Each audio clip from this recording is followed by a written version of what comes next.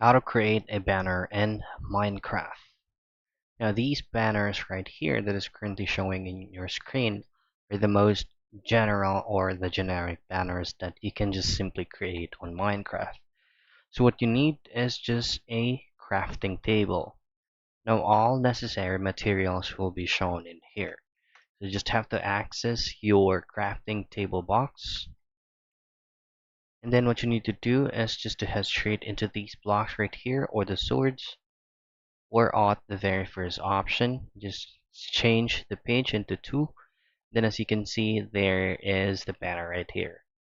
So for more information about banners, just simply right click on the current banners, and as you can see, there are materials that you need, or there are the materials that you need to input here on the crafting table so that you can create a general or a generic banner. So for purple banner, all I have to do is 1 stick and 6 purple or this purple block right here. Same goes with the other color.